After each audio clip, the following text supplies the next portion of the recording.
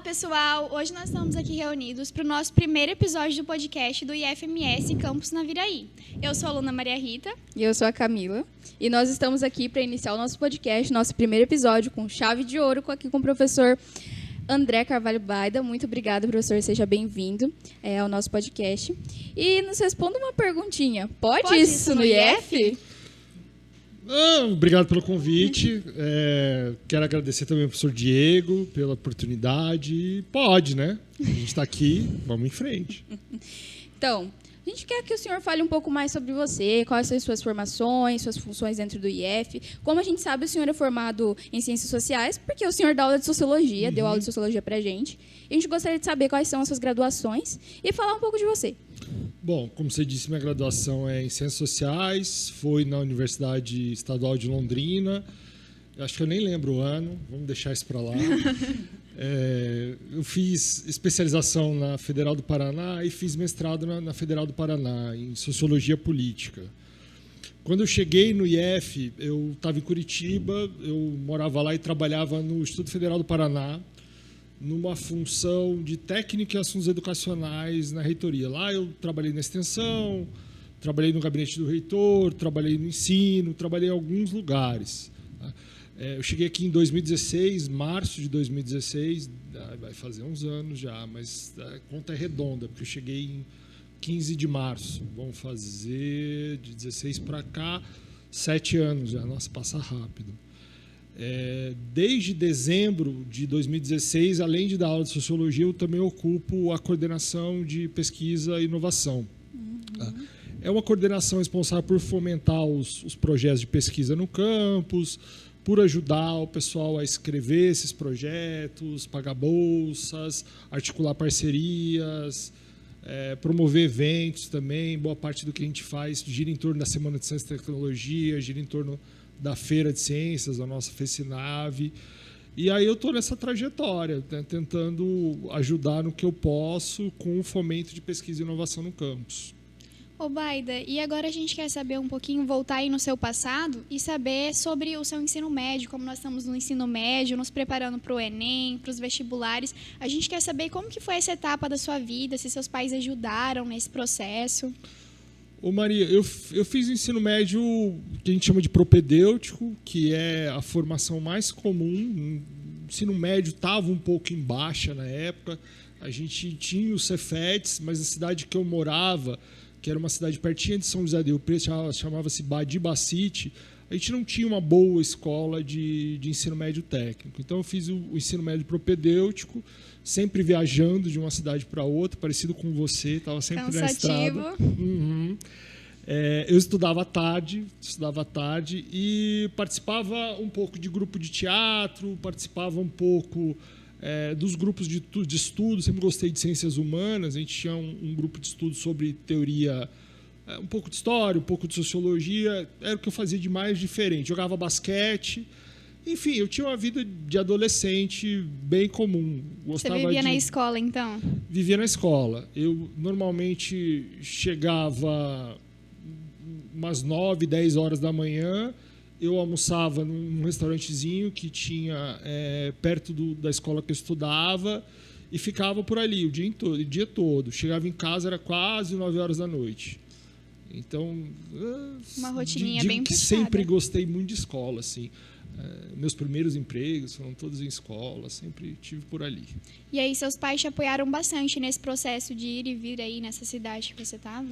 Me apoiaram. Minha mãe e meu pai sempre investiram uma grana em estudo. A gente não era uma família que tinha muito dinheiro, mas eles pagavam escola particular para mim. Então sempre foi, enfim, uma família que me incentivou a estudar bastante. Que a gente sabe que esse negócio de ficar indo e vindo acaba gastando bastante, tudo mais. É caro. E foi uma época que, por uma coincidência ruim, meu pai estava meio ruim das pernas, assim, tinha falido uma empresa, então era um perrengue para pagar ensino médio. Mas comendo um miojinho na hora do almoço. Na verdade, eu comi um PF bom, assim, tinha sempre arroz, feijão, um ovo e um bifinho, um franguinho, alguma coisa assim. Mas eu comia bem, era um japonês que tinha perto da escola. Aí tinha uns bêbados sempre no bar. Parecido aqui com o IF. Pertinho do IF também tem. Exato, tinha uma mesa de sinuca, aquela tradição, né? E uma pergunta, professor. O senhor sempre teve convicção de que faculdade o senhor ia fazer? E quando fez, estava satisfeito com essa escolha? Não, imagina que eu tinha convicção que ia fazer. Eu, até um ano antes de fazer Ciências Sociais, mal sabia que o curso existia. Eu tinha vontade de escrever e tinha vontade de dar aula. Isso eu sempre tive e, de certa forma, mantenho ainda isso vivo. Mas o meu plano era fazer jornalismo. Tem uma faculdade em São Paulo, que fica bem na Avenida Paulista, no prédio da Gazeta, chama Casper Libero, é uma das faculdades mais tradicionais de jornalismo do Brasil. E eu queria muito fazer o curso de jornalismo na Casper Libero. Cheguei a fazer vestibular, fui bem no vestibular, não passei, mas eu acredito que com um pouco mais de insistência eu passaria. Acontece que morar em São Paulo e pagar a faculdade, porque essa faculdade é particular, ficou meio fora dos planos, assim, não dava, grana não dava. E aí eu, por coincidência, me caiu na época na mão 2 textos, um texto do Betinho sobre o Brasil Sem Fome, no qual ele expunha a vida dele, a luta, né, para a segurança alimentar, e outro texto de uma antropóloga americana chamada Ellen Fisher, que era sobre a revolução sexual. Aí eu, qual é a formação desse cara? Aí fui procurar a formação do Betinho, ele formado em Ciências Sociais e Sociologia pela PUC, se eu não me engano. Aí fui procurar a formação dessa americana em Antropologia. Eu falei, olha que legal isso aqui, né? Mas onde que se formam os sociólogos, os antropólogos? Aí eu descobri que era o mesmo curso. No Brasil, a gente tem uma graduação só para essas 2 áreas, né? Tem uma terceira área, que é a ciência política. A ciência política tem até os cursos de graduação próprios. Mas, na maioria das vezes, é uma formação só. Ciências sociais formam antropólogo, cientista político e sociólogo. Aí eu descobri que era exatamente esse curso e comecei a ler um pouco mais sobre o tema, me apaixonei, e aí aquela história que a gente já conhece. Mas, na verdade, eu estava meio perdidinho, porque eu acabei o ensino médio, não tinha grana para fazer cursinho, não tinha cursinho comunitário, nada do tipo. Por sorte, essa história é até engraçada, por sorte, caiu uma grana na minha mão, mas não é exatamente sorte, porque meu avô tinha falecido nesses tempos e a minha mãe tinha um plano funerário. Aí, como ele faleceu em Manaus, minha mãe não tinha como usar o plano funerário para pagar o enterro, mas a gente tinha como apresentar a documentação e pediu a restituição. Eu lembro como se fosse hoje. A restituição deu R$250. Com esses R$250, eu paguei o ônibus, o hotel em Londrina e paguei o vestibular. Aí fui. Né? Nessa época, minha mãe e meu pai já tinham voltado para Manaus, eu estava sozinho em São José do Rio Preto. E aí acabei fazendo, passei, falei, agora eu vou, e fui para Londrina, fiz graduação, aquela história que vocês Então, você já ingressou na faculdade assim que você saiu do ensino médio?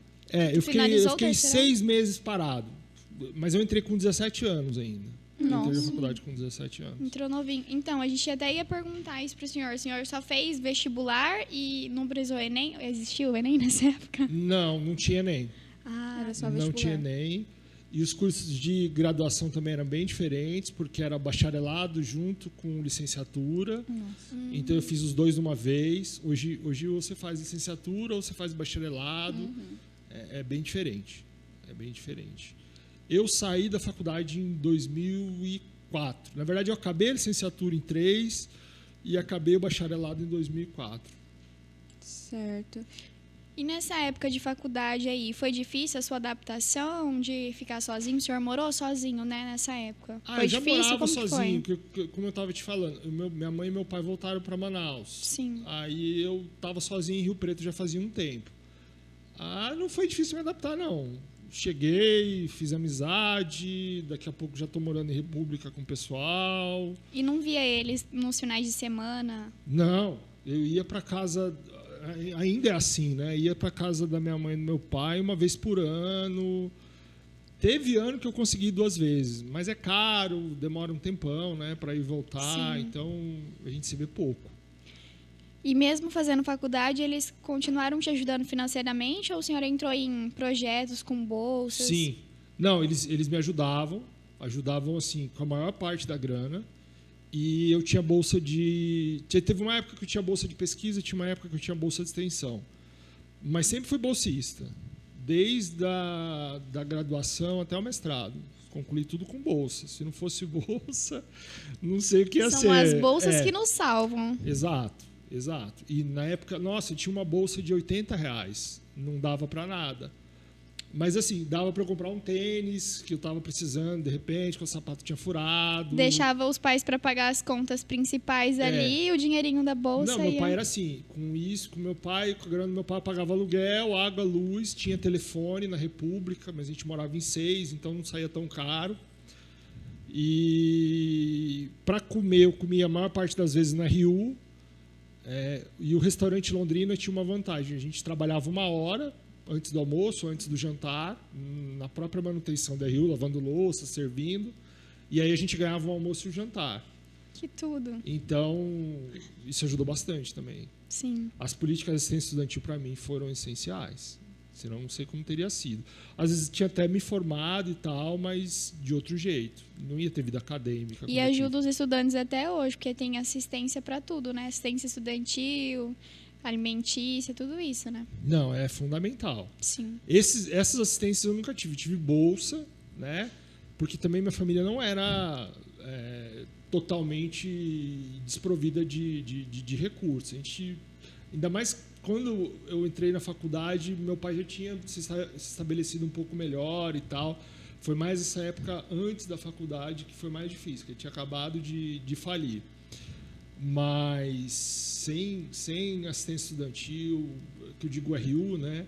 Sem bolsa de pesquisa, eu provavelmente ia ter que trabalhar. Aí a formação é outra, né?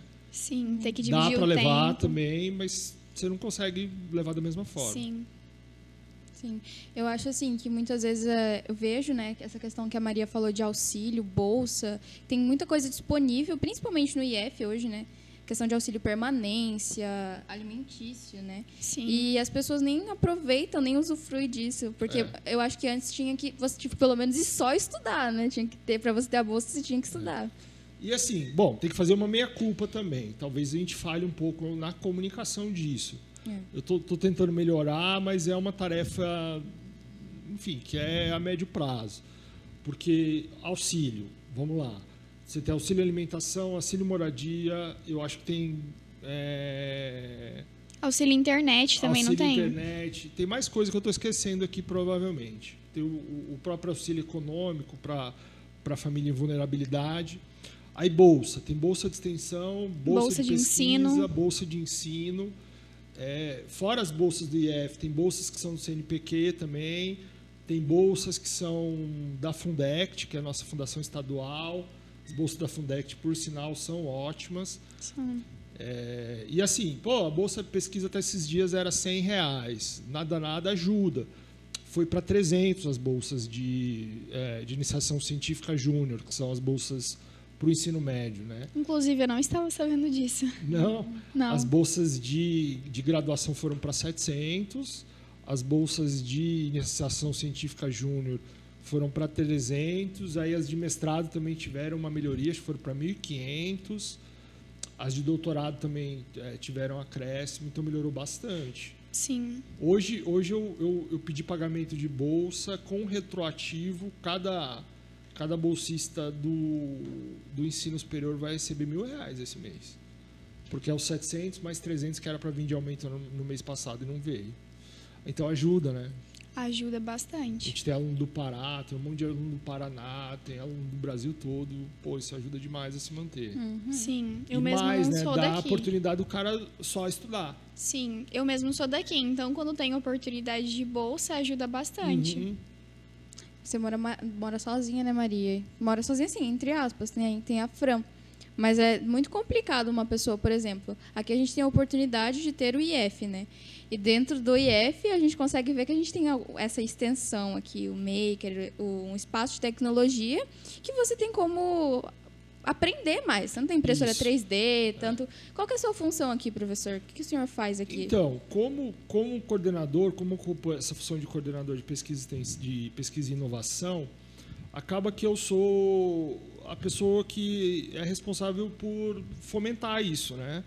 Então, eu sei que a galera tem projeto, os professores, os servidores, de forma geral, tem bastante ideia de projeto, Só que aí sempre resta aquela dúvida de por onde começar. Como vocês sabem, a gente tem uma certa deficiência em relação a espaço no campus, a gente está com instalações provisórias, e aí veio a ideia de montar um núcleo de tecnologia, isso já em 2017, só que a gente não tinha onde montar. Vamos para o laboratório de física? Não, é muito restrito. Vamos ocupar uma sala? Não, mas as salas precisam ser ocupadas com aula ou laboratório de computação. E aí, a gente, batalhando, começou a pedir um lugar para a prefeitura, né?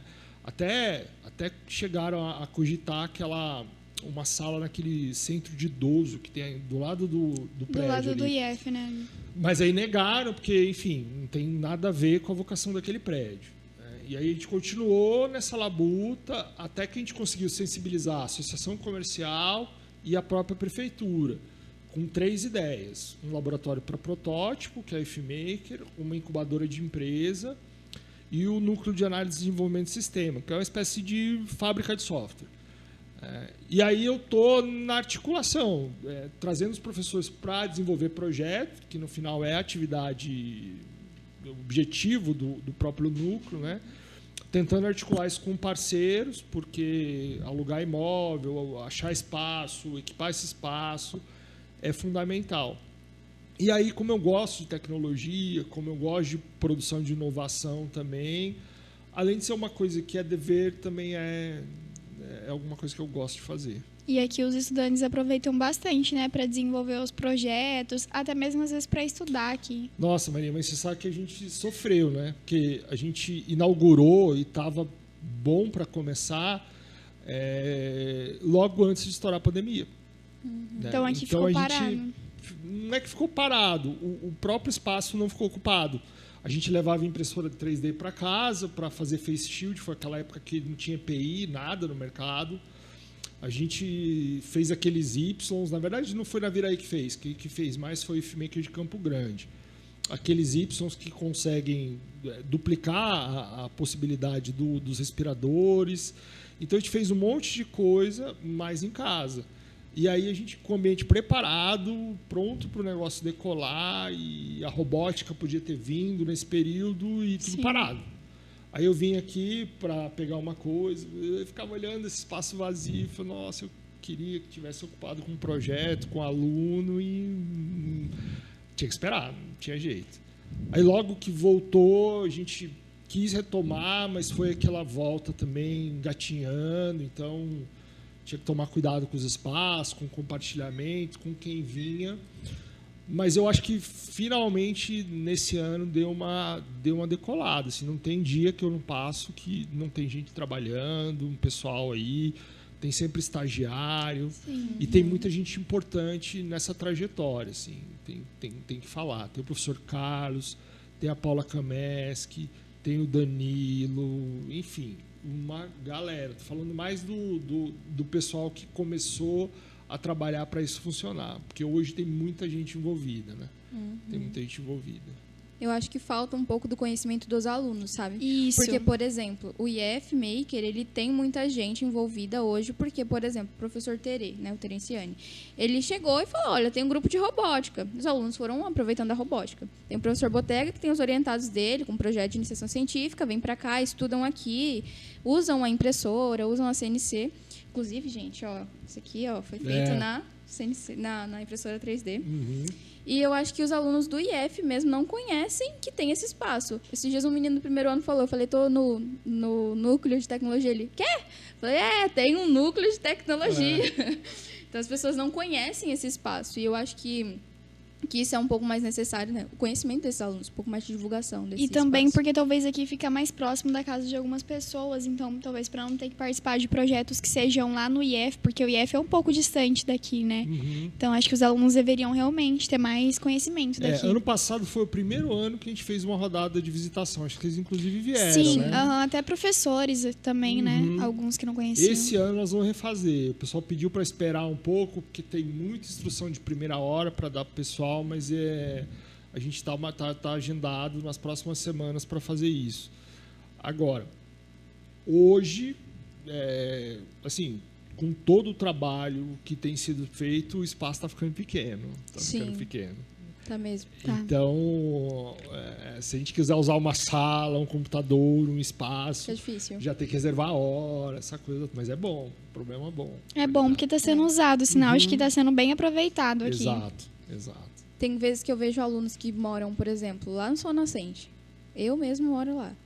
Moro lá em cima e às vezes não tem computador em casa. Tem que sair lá de cima para ir lá pro IF para usar um computador, ir na biblioteca, no laboratório que está disponível para usar algum aparelho, porque não tem em casa, podendo vir aqui. Porque eu lembro que várias vezes eu ficava aqui à tarde ano passado e não tinha ninguém. Ficava só eu aqui, eu, a Larissa, a Gabi, que fazia estágio aqui. Mas agora as pessoas estão conhecendo mais o espaço. De manhã ainda está subutilizado, porque a galera está principalmente em aula, né? E eu não sei se a gente vai conseguir ocupar as manhãs, pelo menos com o estudante, eu creio que não, porque a massa que vem aqui é do ensino médio integrado, e aí as aulas são de manhã, né? Mas, enfim, de manhã ainda dá para fazer muita coisa e de noite ainda dá para fazer muita coisa. Sim. Mas à tarde, realmente, se a gente for olhar, a agenda está fechadinha. Mas à noite a supervisora aqui... Supervisora não, A Larissa, né? A Larissa não Não, fica, não né? tá. Assim, a Larissa foi uma conquista, gente. A gente passou 2 anos pedindo para a gestão e eles apertando ali no orçamento para ver quando é que ia dar para contratar alguém. Mas esse ano finalmente deu. Então, isso foi fantástico. Ela abre 8 horas e fecha às 5h30. Qual que é a função dela aqui? A Larissa é responsável por receber o pessoal que chega. Então, isso fazia muita falta, porque os professores têm horários muito variados, né? Às vezes a gente está em aulas, a gente está desenvolvendo outra atividade fora do campus e não está aqui. Então, contar que a casa ia estar aberta para receber vocês durante o horário comercial era uma dificuldade que a gente tinha. Aí teve que ter alguém. Então, essa é a função primordial dela.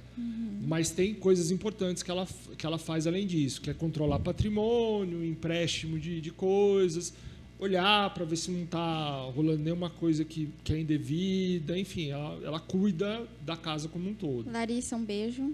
Ela faz Obrigada. um ótimo trabalho, muito Isso. obrigada. Ela é um amor de pessoa. É verdade. E, Baida, agora voltando para sua vidinha para tirar algumas curiosidades da gente. Você olha assim hoje para sua vida e talvez se arrepende da faculdade que o senhor fez? Gostaria de ter tido outra formação? Gostaria de mudar? Ou fazer outra formação agora. Continuar estudando? Então, eu de vez em quando me passa pela ideia, pela cabeça, fazer outra graduação. Mas é que graduação é um período da vida da gente que, enfim... ele toma todo o teu tempo e a tua energia, né? É difícil, inclusive, conciliar a graduação com uma atividade profissional. E aí, pensando que eu tenho uma filha com 14 anos e tal, talvez não seja o caso agora. Mas eu não me arrependo, não. Eu sou bem feliz com a minha formação. Vocês têm que pensar também que a formação não acaba, né? Então, vocês fazem uma graduação, podem até fazer outra, mas talvez seja mais interessante fazer uma pós-graduação para aprimorar alguma coisa da graduação que você sente que ainda está incompleta. E pós-graduação não tem fim, não precisa ser mestrado, doutorado, livre docência, pode ser especialização, pode ser MBA. Então, tem algumas coisas nos meus planos também. Talvez eu tivesse que viver mais uma vida para caber, mas tem umas coisas no plano. Aí eu estou esperando passar esse lance do ensino médio, da Clara e tal, para embarcar no doutorado, que esse é o projeto principal, né, porque precisa fazer. Na minha profissão, isso é importante. Tem gente que opta por não fazer, mas na minha profissão é importante para a gente subir mais um degrau. Por exemplo, tem alguns editais que eu só consigo acessar na medida que eu tenho doutorado e produção para isso. Então, o doutorado é realmente importante. Eu tenho pelo menos 2 projetos que eu quero tocar na cabeça. Enquanto isso, eu estou fazendo pesquisa de iniciação científica júnior. Mas o plano é lá para 2025 começar esse projeto. Então, essa etapa está bem planejadinha. O que vai ser depois, eu não sei. Porque professor de IF já precisa de um dia com mais de 24 horas. Mas, assim, tem coisa muito boa. Por exemplo, licença full-time para você fazer doutorado. É uma coisa que só os IFs e algumas universidades que contemplam os servidores. E como eu já tenho um certo tempo de casa, a chance de eu pegar é muito boa. Né? Então, na verdade, esse é o meu sonho. Pegar uma licença e fazer doutorado. Hoje, Mas não vai ser agora, porque minha filha, você sabe, está no IF. Eu Já estou que dando aula o- para ela e eu vou tocar até o final isso aí. Já que o senhor comentou e entrou nesse assunto, agora a gente quer saber quem que é esse baida fora do IF, esse coração de pai, marido. Como E que que o agora- senhor- que agora tem que lidar com a filha na escola ainda, dando aula para ela. Então, minha família não me dá trabalho nenhum, não. Pelo contrário, acho que eu que dou trabalho para eles, né? Para elas, a Clara e a Leslie. Eu sou bem apaixonado pela minha esposa, a gente tem uma história Ai. longa junto, de mais de 12 anos de casado, e tem um tempão de namoro também. A Clara veio um pouquinho mais tarde, então a gente curtiu a vida só nós dois um tempo. Quando eu estava entrando no mestrado, a Clara veio, né, a gente ficou sabendo que ela estava grávida. E aí ficou aquela, né? Eu tinha um emprego no Estado, dava aula na Secretaria de Educação do Paraná, era professor do Estado lá, e estava trabalhando na Secretaria de Educação em si, eu não estava em sala de aula. Dava aula de quê no estado, professor? Dava aula de sociologia, para ensino médio também. E aí eu dava bastante aula particular, eu dava aula em mais 3 escolas particulares. E sempre trabalhando com ensino médio? Eu trabalhava com ensino médio superior nessa época. E eu corria de um lado para o outro, porque eu morava em Guaratuba, que é litoral do Paraná, o mestrado em Curitiba, eu dava aula numa escola particular em Curitiba, dava aula em outra escola particular no litoral do Paraná, em Paranaguá, que é o outro extremo, né? Enfim, eu corria de um lado para o outro, dava umas 60 aulas por semana, trabalhava manhã, tarde e noite, final de semana, trabalhava muito. E o senhor conheceu sua esposa onde? Eu conheci minha esposa na época da graduação em Londrina. Ela fazia pedagogia, era prédio do lado do meu, assim. Eita. Aí é bom, né, professor? Minha esposa todo dia. Todo dia. E agora você está focando mais na formação do ensino médio da sua filha também, assim como seus pais fizeram com o senhor? Não, eu continuo fazendo minhas coisas, né? Tô fazendo pesquisa, tô produzindo um pouquinho e tô tocando as coisas. Mas assim que a Clara acabar o ensino médio, meu plano é, como eu te falei, tentar investir um pouquinho mais no doutorado e tentar até uma licença. Mas nesse meio tempo tem muita coisa que eu quero entender, inclusive aqui na região. Estou com um projeto sobre processo de sucessão familiar nos assentamentos de Itaquiraí, né? Itaquiraí. Itaquiraí.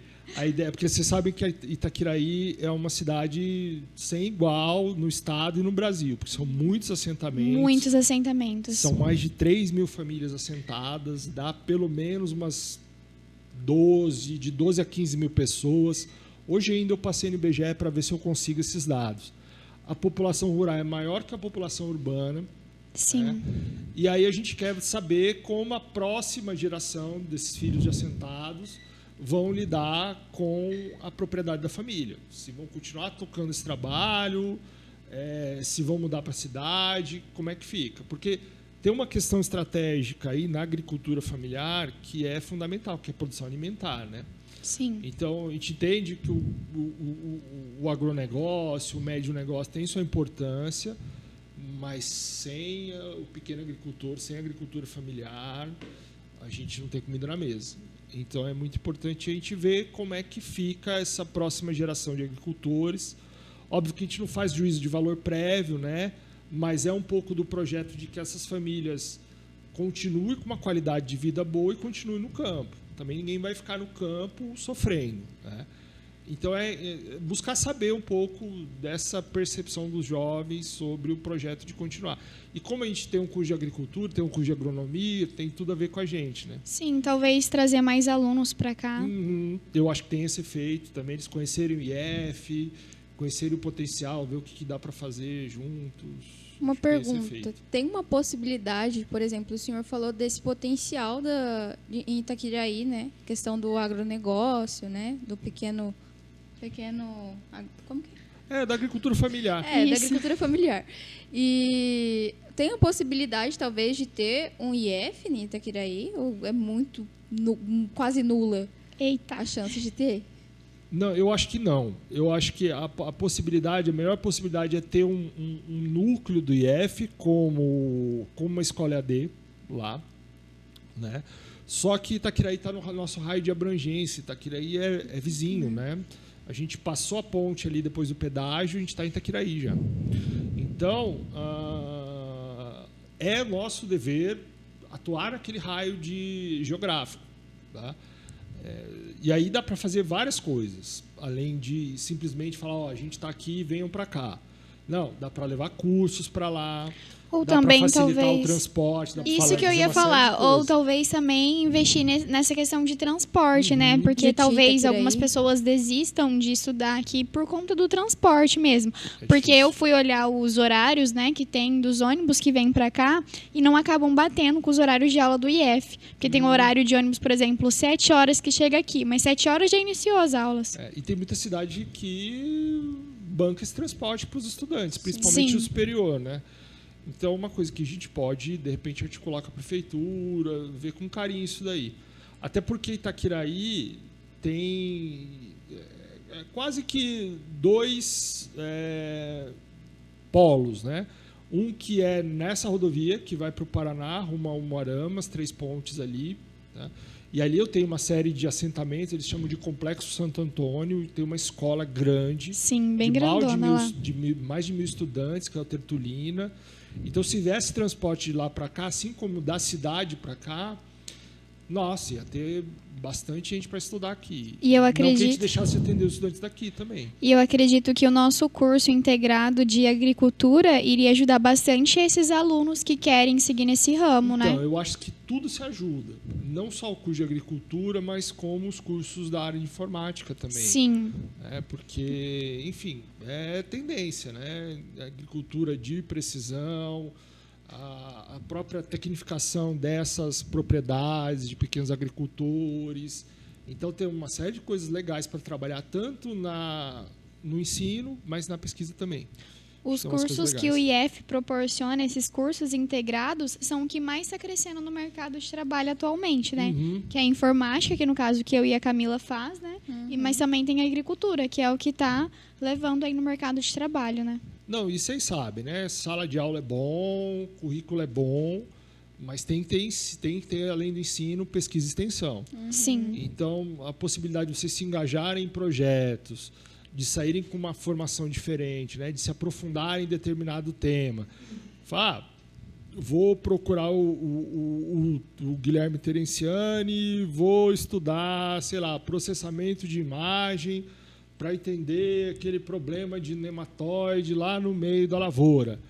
Então, tem um monte de coisa legal para fazer além do ensino. Tem umas coisas interessantes aí, um monte de problema para resolver. E o IFMS, ele cobra o TCC, né, no nosso curso. Eu acho o IFMS uma escola que trabalha muito o aluno para entrar na faculdade. A gente já entra naquele ritmo, né? Vocês sabem que a gente é elogiado pelos professores das universidades aí, que quando chegam os nossos estudantes, eles caem em cima, assim, no bom sentido, para trazer para projeto de pesquisa, para trazer para outras ações, porque vocês têm uma formação científica inicial, vocês têm experiências de desenvolvimento de tecnologias que a maioria das escolas não tem, né?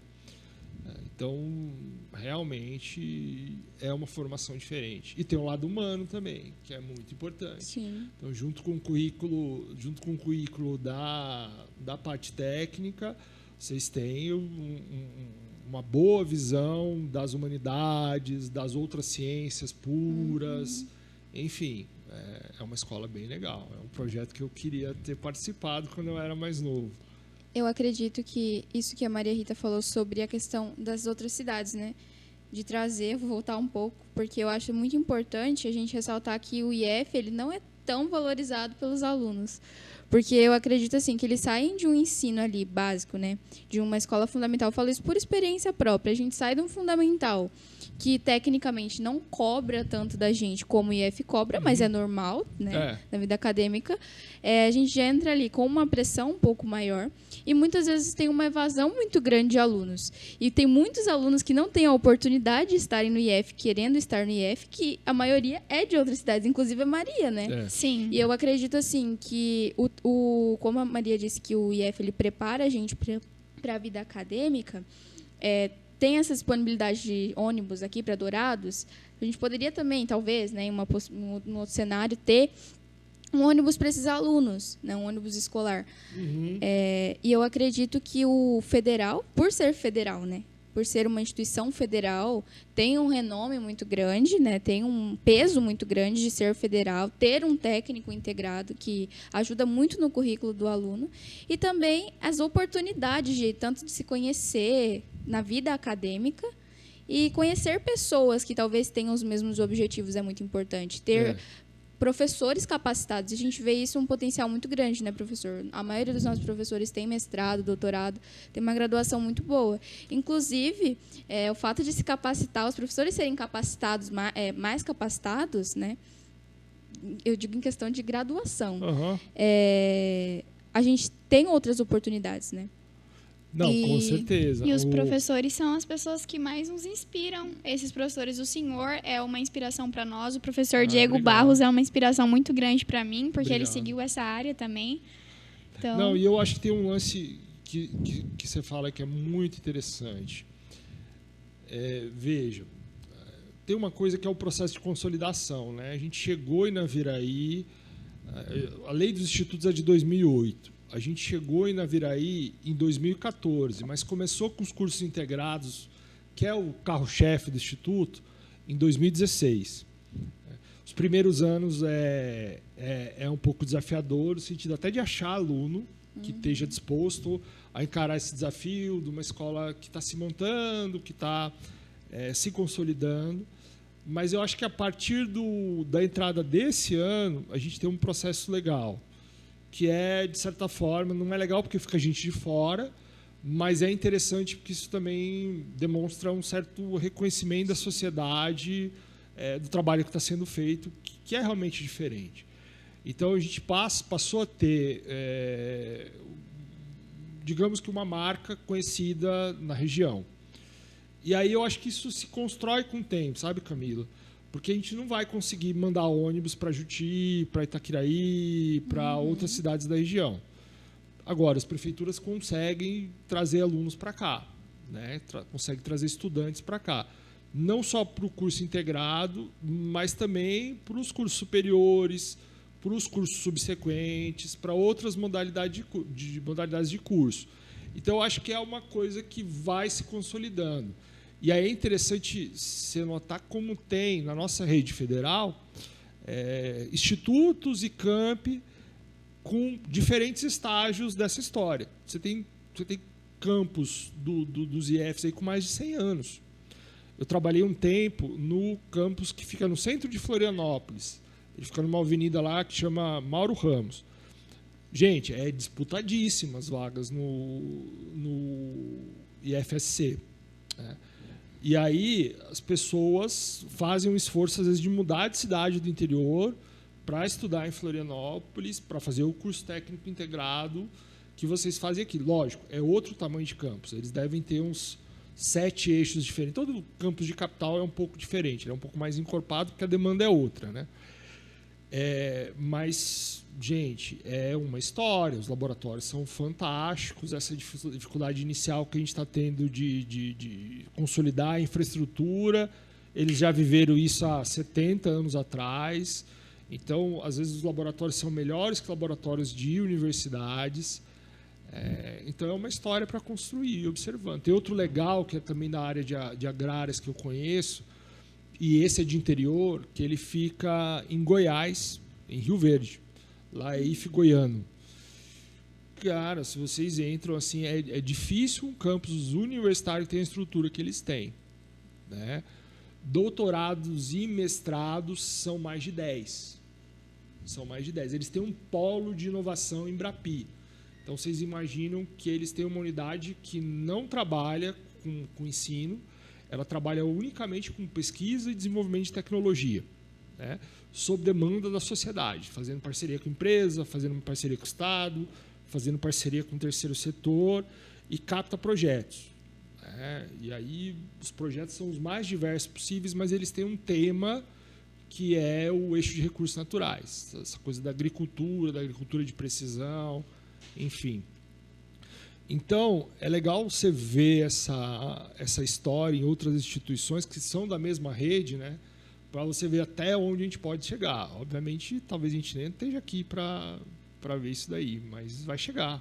Espero que eu esteja. Tenho fé.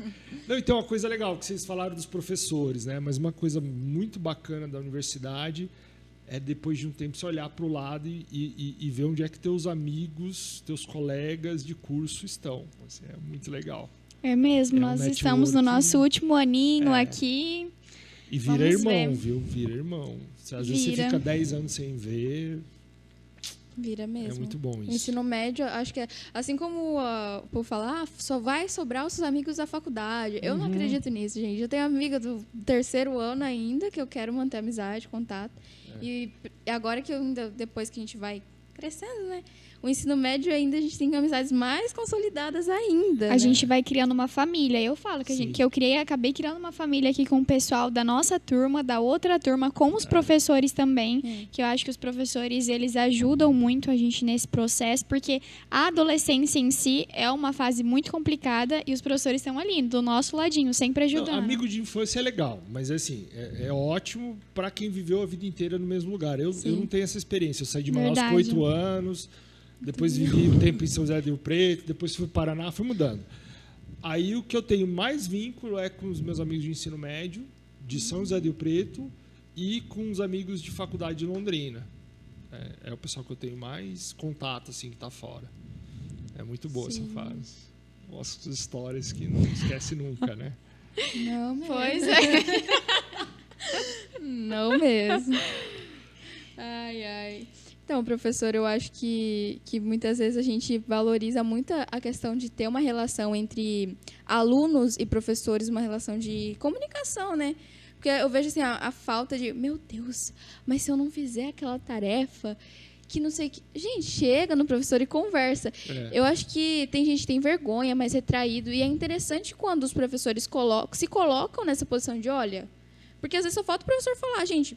Fala, chega a mim, fala, né? Vem a mim, fala que você precisa. Isso é muito importante para gerar esse vínculo, né? Sim.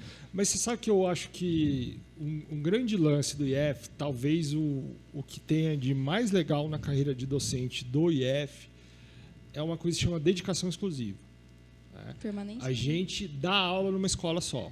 A gente dá aula num campo só. A gente fica o dia inteiro ali, a gente desenvolve projeto de pesquisa ali. Às vezes você está trabalhando em colaboração com outro campus, mas é um projeto, tem começo, meio e fim, vai acabar. E a gente fica o dia inteiro no campus. Então, a gente está lá, se não está dando aula, está disponível para fazer 1000 coisas juntos.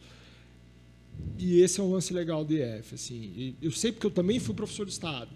Eu dava aula em 6 escolas diferentes. Aí eu via meus alunos, às vezes, uma vez por semana na hora da aula. E já sai correndo para outra escola. Eu estava pensando aqui agora exatamente isso. Eu estava lembrando, puxando a memória, que quando eu estudava em outras escolas, se tinha um trabalho, eu não lembro de eu ter um momento para tirar dúvida com o meu professor. E o IF tem a permanência. Isso que eu ia falar. Eu conheci essa permanência estudantil aqui no IF. E, gente, isso salva nossas vidas aqui. E você sabe onde tem permanência ou as escolas particulares chamam de plantão de dúvida? Só nas melhores escolas privadas. É um modelo bem sucedido, gente. E é uma coisa, inclusive, para a gente ficar de olho e ver e valorizar, porque sempre as políticas estão mudando. Né? A gente teve uma reforma do ensino médio de 2017. A gente teve a promulgação da BNCC recentemente e os institutos estão, de certa forma, se firmando numa autonomia que a gente chama de didático-pedagógica. É a gente que estabelece os nossos currículos, não é a rede federal. Então, a gente tem o Conselho Superior, o Conselho de Ensino, Pesquisa e Extensão. Quem elabora os currículos de vocês são os professores em comissão, quando eles montam o PPC. Isso vai para os conselhos para ser aprimorado, mas é a gente que decide como é que são os nossos currículos, o que vocês vão estudar, quantas horas vocês vão estudar de cada coisa. E isso nos deu uma certa autonomia para falar para a BNCC, olha, vamos ver com carinho, porque a gente tem uma coisa que está funcionando aqui e a gente não vai simplesmente implementar itinerários e sair mudando tudo. mas as escolas estaduais estão passando por esse processo. E aí você tem que dar conta de 3, 4 itinerários, sem ter nem sala de aula, nem laboratório, nem nada, é, no mínimo, uma temeridade. Então, tem também essa luta para fazer. A gente tem que estar consciente de o quanto o nosso modelo é importante, e ele é importante não só para a gente, ele é importante para a sociedade ter uma referência do que é um bom ensino médio. Porque, enfim, a gente tem um modelo bem sucedido e as avaliações comprovam isso, né? Sim. Eu acho que é uma gestão que tem que ser muito valorizada, tanto para os alunos quanto para os professores, né? Porque eu acho que os dois têm benefícios ali. É uma troca de conhecimento, é uma troca de. Eu tenho de colegas que, mesmo formado em sociologia, pegaram as disciplinas os mais diversos possível. Não estou falando que empreendedorismo não tem sua importância, mas eu tenho gente que não é capacitada para dar aula, por exemplo, de empreendedorismo, dando aula disso.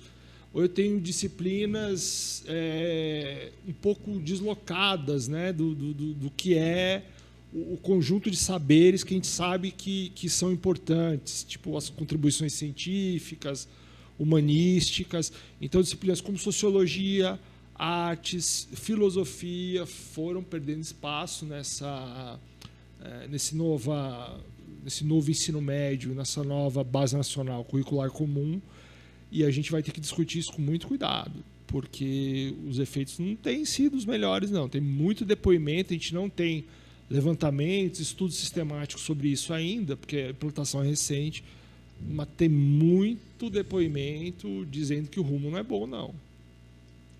Sim, eu não me arrependo de ter entrado no IFMS, porque cada dia que se passa, eu acho que a gente está tendo mais vitórias, né? Mais conquistas, aprendendo muitas coisas, entrando em projetos que nos levam longe. Uhum.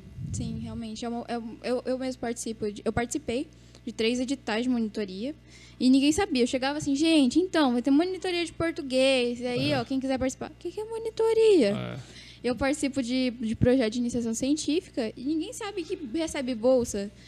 Sabe, é uma falta de conhecimento dos alunos, eu né? sei que é um lugar comum, mas essa coisa de que a gente se comunica mal e tal é constante, né? A gente ouve isso, mas aí, de repente, vocês podem dar uma força nisso daí. Sim. A gente pode trabalhar melhor com vocês que têm experiência com essas, né, com esses editais, dando um toque no pessoal que chega novo, que é muito rápido, né? E a você questão chega no busca. primeiro ano, daqui a pouco você já está no terceiro, você não entrou em projeto nenhum. Eu falo, questão de meu buscar, Deus, né, Maria? parece que passou muito rápido quando a gente entrou. Sim, mas eu acho que realmente a questão é de buscar, porque é apresentado, gente. Eu falo, é a questão dos alunos, é um problema que tem em relação aos alunos. O povo se preocupa, não, preciso fazer projeto. Eu vejo o pessoal do primeiro ano tudo desesperado.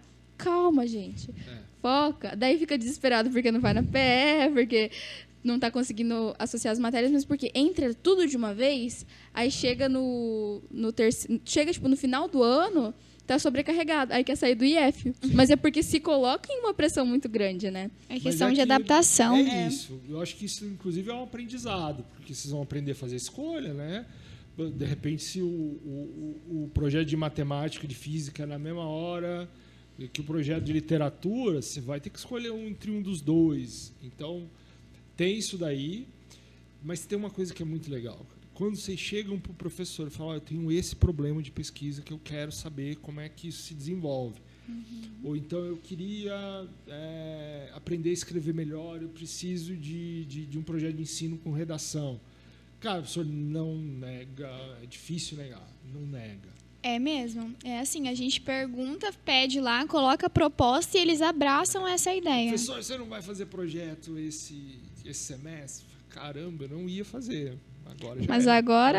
E é realmente uma coisa assim que eu vejo mais os professores buscando orientados, né, pessoas para orientar, do que alunos buscando professor para ser nem me fala, orientador. A gente teve um ciclo ruim quando chegou a iniciação científica de 2022, 2021, tinha bolsa sobrando. Eu nunca vi isso acontecer. Eu falei, meu Deus do céu, não vai acabar, essa pandemia vai acabar com a qualidade do ensino, da pesquisa, de tudo. Eu sou meio apavorado mesmo. Aí o Terê estava com bolsa sobrando do Fundect, que é uma bolsa excelente, R$400, Sim. né? Bolsa de ensino médio de 400 pila. E aí ele falou, Baida, não tem estudante para entrar nesse projeto. Eu falei, não é possível. Mas aí as coisas estão retomando, sabe? As bolsas estão voltando a ser disputadas, está voltando a faltar bolsa. Não é que seja bom, mas é que é um indicador que tem busca, né? Tem Mas gente querendo. esse nosso projeto do podcast também vai ajudar muito alunos que estão assistindo aí, que estão nos ouvindo, para saber tudo aquilo que o IF está disponibilizando e que muitas vezes nós não sabemos. Eu mesmo, assim que eu entrei no IF, que o professor Guilherme ofereceu, né, a bolsa, falou sobre a bolsa, eu falei, bolsa? Como assim a escola vai dar dinheiro? Porque é uma coisa nova, né? É engraçado que você fala que vai dar, né? Aí você depois de 10 horas por semana, Sim. olheira desse tamanho. Olheira sem... Ganhei muito conhecimento e experiência. Sim. Mas Eu acho que eu posso falar da minha experiência como aluna no IF, porque desde pequena, como meu pai trabalha no IF, desde pequena foi assim.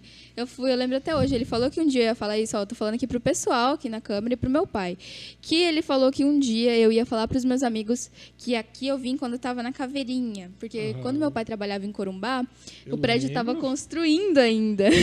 Então, e o prédio ficou pronto há pouquíssimo tempo, o prédio lá de Corumbá. Demorou anos, né, para construir. E eu fui visitar com ele a obra. Então, para mim já era uma coisa já embutida na minha cabeça. Camila vai estudar no IF. Eu tô confundindo. Eu lembro Mas de ele você chegou em 2016, quando eu cheguei. ele depois veio transferido. Você foi para Corumbá e tal. Isso. Meu pai começou a trabalhar no IF lá, daí ele veio para cá transferido. Foi logo que iniciou o IF aqui, né? Ele foi um dos primeiros servidores. Mas teu pai tem história com o IF, tem. Né? Porque ele desde é 2011. dos IFs mais tradicionais. Ele foi aluno do Ceará, né? Ele foi do Cefet. Ele estudou no IF e hoje está trabalhando no IF. Ele me conta. Muito tempo. Quase a minha vida. Mas é para mostrar para o pessoal que realmente vale entrou no IF, é um ciclo ali de vida. E vale a pena, gente. Assim, eu não me arrependo. Eu acho que, assim, eu desde pequena, como eu já sabia, e quando eu entrei, assim, graças a Deus, meu pai me deu oportunidades de me mostrar. Deu oportunidades, assim, falar, olha, tá edital aberto. Mas com o tempo a gente acaba se virando, né? Não, e aí é aquela história, né? A nossa central de seleção é uma página web, eu nem sei se ela é responsiva, se não é, mas, enfim, ela não é a coisa mais descomplicada de se procurar editais e oportunidades. Então, é bem acessível. Esse boca a boca é importante, sabe? Sim. Falar, ó, tem o edital aberto lá, porque às vezes o edital é uma linha, né? E a Propi, FMS, sei o quê. O que é isso? O que é isso? Então, acho que vale a pena vocês falarem para os colegas, Sim. a gente fazer esses momentos para compartilhar essas oportunidades, porque demora um pouco, né? Com certeza. Você chega, tem 8 matérias, não sei o quê, tem mais... Até a pessoa se localizar demora um tempo. E como o ensino médio é rápido... E eu acho que isso é um trabalho que deve ser... Eu acho que assim, a gente tem muito... Eu não vou falar rixa, né, entre anos. Mas tem um negócio assim... Eu me ferrei, ninguém me avisou, não vou avisar. Na minha vez, ninguém avisou. Na minha vez, ninguém me avisou. Mas assim... A gente chegou no IF na pandemia. Então, meio que o nosso ano foi meio desleixado. Mas eu falo hoje que se a gente puder, o que a gente puder, o povo do primeiro ano procura a gente. Nossa, que não tô aguentando. Calma. Vai dar tudo certo. Nós estamos vivas até hoje. Sim, não queremos nos matar e recebemos dinheiro ainda pelo IF. Então, fica tranquilo. Não, vai dar tudo certo. Pode acontecer de ter dependência no meio do caminho, né? Isso acontece mesmo. Mas eu acho que tem muita coisa para fazer também para não virar uma bola de neve, não virar rotina, né? Sim. Inclusive PE, que a minha PE, por exemplo, é subestimada. Eu tenho pouco aluno na PE. Eu ponho minha PE para segunda-feira à tarde e não aparece ninguém. Às vezes, quando eu vou dar trabalho, aparece alguém. Aí finalmente... As PEs de física são mais lotadas. Nossa, as PEs de física são lotadas. Dá mais gente que na aula, se bobear. É tipo isso mesmo. Lançou atividade, chega um monte de aluno. E tem professor que reclama, viu? Temos professores que reclamam. Escuta, vamos inverter o jogo aqui. E o Moodle? O que vocês acham do Moodle? Vocês acostumaram, o Moodle. Né? Precisa acostumar. O Moodle, ele é bom em certos aspectos, né? Vou contar uma historinha aqui. Tá. Entrei, né, no IFMS, eu não precisei daquela prova avaliativa, né? Eu entrei pelo histórico escolar, porque estava na Entramos, época Sim. da pandemia, a Camila também, né? É. E aí, um professor passou uma atividade e aí falaram sobre o Moodle. Gente, como que eu ia enviar? Eu não sabia de nada. Eu fiquei muito perdida, porque acho que no estado era outra plataforma, não era a mesma plataforma que estava usando. Era o Google Forms, uma coisa, era um negócio Era assim. algo assim, entendeu? O pessoal estava improvisando também, né? Até Tava. o WhatsApp rolava aula. Sim. Sim. Foi, nossa, eu chorei. Eu falei, gente, o que eu tô fazendo aqui? Porque, assim, como eu entrei meio aqui sozinha, É que sem nem o conhecer primeiro as impacto, pessoas. assim. Falei, nossa, onde é que eu vou? Sim. E aí, como eu sou de outra cidade, quem que eu conhecia para tirar dúvida? Então, fui atrás do pessoal do terceirão. E foi exatamente isso que a Camila acabou de falar, né? Nós, que somos do terceirão agora, ajudando, às vezes, as pessoas do primeiro. E foi isso que aconteceu comigo. Fui atrás do pessoal mais velho para saber mexer. Só que, hoje, tem professores ainda que utilizam muito o Moodle. E eu acho isso muito bom. Eu também acho. Inclusive, para os alunos que estão chegando agora, para eles dar uma acalmada nos ânimos, porque é muito difícil. Eles também são alunos, vai demorar... Quem que falou? Que ia demorar uns 10 anos para voltar ao normal de aulas presenciais. Porque os alunos, desde de aulas presenciais, eu falo assim, da adaptação. Entendi. Porque teve aluno do primeiro ano que teve aula online, essas coisinhas assim, que foi difícil a alfabetização, assim como foi difícil o nosso primeiro ano do ensino médio. Então, até a gente acostumar de novo com essa vida de totalidade presencial vai demorar muito tempo, né? Não, e a O cabeça, impacto. a nossa cabeça ficou um pouco formatada para coisas curtas, né? Sim. Então, eu tenho até dificuldade com isso. O pessoal, às vezes, para me aguentar falar 45 minutos, assim, desliga, uns 15 minutos no meio, sei lá. Porque a gente está acostumado com vídeo de 30 segundos, né, gente? Sim. Então, criar esse costume, aguentar o foco ali durante uma aula inteira, essa coisa toda. Agora, o Moodle realmente mereceu uma interface melhor, né? Sim. A gente fica meio perdido. Eu tive sorte que eu usava o Moodle desde 2017, que eu preciso de um repositório de material.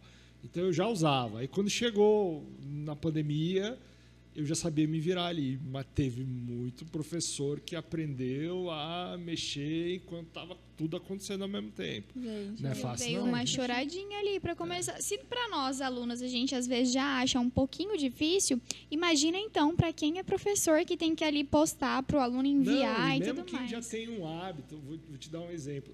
Revolta do professor. Eu fiz uma regulagem lá, mas foi culpa minha.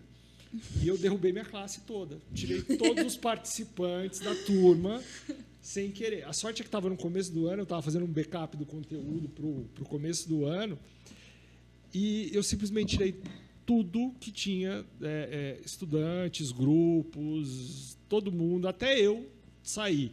A sorte é que eu tinha salvo nos meus favoritos lá a turma, porque senão eu não tinha achado mais nem o link. Aí eu descobri que fui eu que aprontei. Fui eu que aprontei lá. Não, Mandei um helpdesk para o EAD, eles me falaram, não, a culpa é sua mesmo. E as notas? Como que... Gente, era cada tarefa que tinha professor que acabava com a gente. Tipo assim, as matérias de programação eram muito difíceis na pandemia. E a questão de... Era assim, aquele professor lá, o Diego Barros... Diego Barros está aqui nos bastidores agora.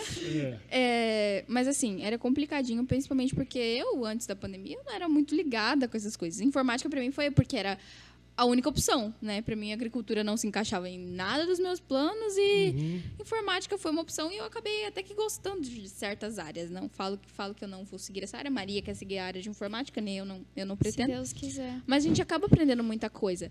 Mas, gente, tinha professor que dava dó, tadinho. Tipo assim, ele não colocava prova, ele colocava para correção e colocava mais de uma tentativa. Então, pensa, o aluno ia lá, tentava uma vez, olhava as respostas, tentava de novo e você tirava 10. Era Eu complicado. cheguei no nível de desespero de colocar tentativas infinitas. Pelo menos o cara vai aprender de tanto ele ler a prova. Assim. Gente. Aí eu colocava umas questões longas para o cara ler o conteúdo na questão. Eu nem vou falar fazia que eu assim. já fiz um questionário 45 vezes. Se tem as tentativas, eu tô usufruindo até eu tirar o 10 eu redondinho. fiz Exatamente. 22. Eu falei, se fosse eu ia fazer até eu tirar a nota máxima. Eu sou assim. Eu fiz 22 uma Óbvio, vez, né? Botega. Olha o orgulho, tá? Eu fiz 45 na sua, Botega. Mas aí o que interessa? É você tirar nota boa, é aprender, né? Interessa aprender. Então é Sim. lucro, é lucro. E eu Tá acho valendo. bom do Moodle também em questão da postagem dos slides, assim, porque eu acredito que hoje os Material, nossos né? professores, eles utilizam mais esse método de passar tudo em slide, né? Então, às vezes, você não dá tempo de copiar e prestar atenção na aula, durante a aula. Então, o que nós fazemos? Eu, pelo menos, eu chego em casa e eu copio os slides, entendeu? Para deixar o momento da aula só para prestar Mas e atenção. você não olha os slides, você copia os slides. Eu copio. Ela copia, estuda. 60, Você fazia coisa de 60. sociologia? Sim. Tipo aqueles 30 slides com textão. Sim, aquele, acho que é Prezi os que você utilizava. Sim, eu copiava, baita. Ah, que legal. E às não. vezes eu reassistia suas aulas Você sabe que para às vezes eu anotar passo mais. uma tarde ou um dia inteiro fazendo um preze, assim. Tá Mas é vendo? legal que fica, né? Tá lá. Isso é bom. Uma vez, esses dias eu estava fazendo um trabalho de um outro professor de programação, nosso querido professor de programação, quem é Maria Rita? Guilherme Figueiredo Terenciani. Ele mesmo. Ah, E eu pedi um help para o meu professor Diego Barros. E Silva. Isso aí, porque tava muito difícil, Guilherme Terenciani. Figueiredo. Figueiredo. Porque realmente tem coisa assim que você, tipo assim, e o professor, eu sei que ele tinha aquele material, porque ele deu um conteúdo, esse mesmo conteúdo, né, na matéria dele. E eu falei, por que não? Isso é também interessante, essa dinâmica da gente É pedir ajuda mesmo? para outros professores. pois é. Porque ele já tem ali, né, Material. aquele material. Então, talvez pode ajudar nisso. Não, e não é questão de competência, ou é simplesmente você ouvir de outra pessoa que tem outro ponto de vista sobre aquilo e ela vai te explicar de um jeito diferente e destrava o negócio na sua cabeça e você entende. Sim. Sim. Né? Essas oportunidades são muito... Tô eu aqui, garoto propaganda do IF de novo, mas é Sim. vantagem também. Estamos, né? Todos aqui reunidos para falar bem Vem da nossa pro instituição. IF você também. E para quem já está, permaneça, por favor. Alunos do primeiro ano e do segundo não saiam, porque eu acho que IF é uma oportunidade muito boa para todos que já estão, já fazem parte. E para quem também quer ingressar, gente. Esse foi o nosso episódio de hoje. A gente agradece muito a sua presença, professor. Foi muito bom o nosso bate-papo. A gente Foi muito aprendeu legal. coisas muito boas para nossas vidas, experiências que foram compartilhadas aqui hoje. E E é a bom. gente gostaria de fazer, para fechar com chave de ouro também, perguntar para o senhor, falar uma frase que o senhor diria para essa geração. Um conselho para nós que estamos nessa vida acadêmica aqui, que depois aqui vamos para a faculdade. O que o senhor dá um conselho? Um conselho... Nossa... Eu não gosto de dar conselho. Porque vai que você dá conselho errado, né? Aí dá um piripaque na vida E da aí pessoa coloca a culpa e ela vai no lembrar pai de você pro resto da vida como um cara que me levou para uma... Não, mas tem uma coisa que é legal, porque na adolescência a gente não tem muita dimensão de que as coisas têm consequências. E aquela coisa, quase teoria do caos, né? Quando você toma uma decisão aqui, isso às vezes vai repercutir pro resto da sua vida. Aí vocês ficam aí nessa pira de multiverso Marvel, achando que tem alguém que deu certo. Não, é caminho sem volta. Vamos pensar na vida de vocês. Então, é essencial ser ativo, né? Promover sua busca, fazer planejamento, e ser ativo nessa procura, nesse devir da vida. A gente não vai ter sorte das coisas caírem no colo da gente. Isso, enfim, deve ter até alguém que teve esse tipo de sorte, mas as pessoas que realmente, enfim, fizeram diferença no mundo, elas tiveram uma postura ativa diante da vida, né? Planejaram, buscaram, decidiram e perseveraram. Acho que esse é o melhor conselho que eu posso dar. Assim. Decida com uma certa rapidez, né? Sem também ter ansiedade em relação a isso. O que você quer, né? Qual vai ser sua busca e seja ativo nessa busca, que com certeza vai dar coisa boa. Agora, aquela postura mais passiva, de esperar, de ver no que vai dar, de isso daqui talvez não tenha consequência, vai virar um hábito e vai te levar para lugares onde você não quer estar. Então, se eu pudesse dar um conselho para mim mesmo, quando eu tinha a idade de vocês, é ser um pouco mais ativo, planejador e promover essa busca. Perfeito, muito obrigada. Nós Esse foi- agradecemos de coração mesmo a sua presença e acredito que os alunos que estão nos assistindo também tiveram muitos conhecimentos aqui e certeza que esse conselho aí nós vamos levar para a vida. E se der errado, não culpem o Baida. Não culpem o Baida. Mas obrigada, viu, professor, de coração. Obrigado a vocês, foi muito divertido, foi muito interessante. Valeu. Obrigado. É isso, Tchau, gente. gente. Tchau, tchau. Acompanhe os próximos episódios. Pode isso no IF?